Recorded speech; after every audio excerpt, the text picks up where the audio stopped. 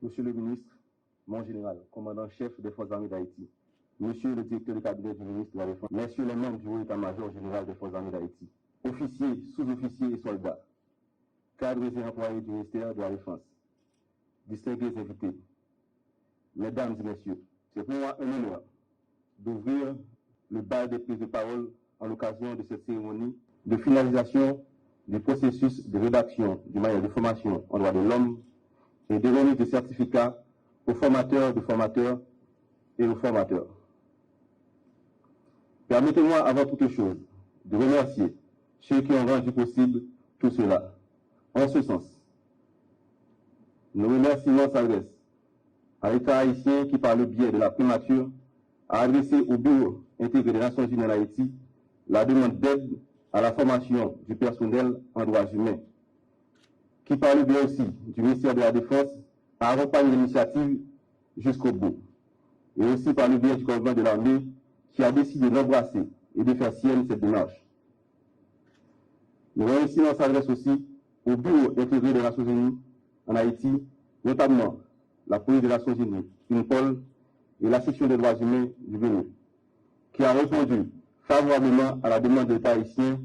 en fournissant tout le soutien logistique et didactique à la rédaction du manuel et à la formation des formateurs.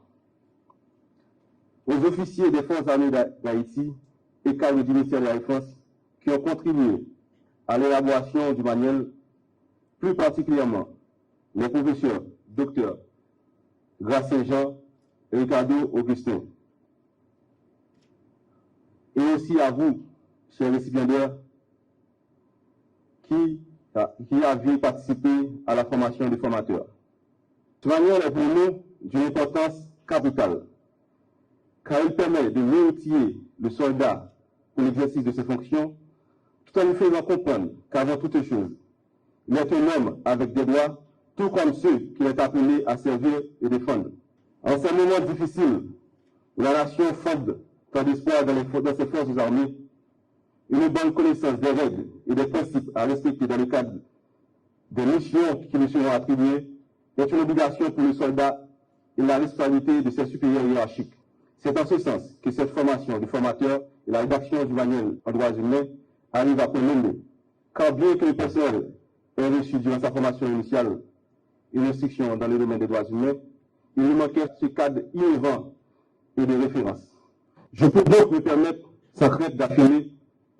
que plus qu'un manuel de formation pour la garde nationale, il s'agit d'un guide pour tous les soldats qui sera mis à contribution pour la formation de la prochaine classe de soldats. Ce manuel basé sur le droit international des droits de l'homme, DIDH, le droit international humanitaire, est subdivisé en 7 modules couvrant un large éventail de sujets d'importance capitale dans le quotidien et les missions du soldat. Comme par exemple, les responsabilités et conséquences des violations des droits humains, les règles d'engagement et l'usage de la force, la protection des civils dans un contexte de conflit,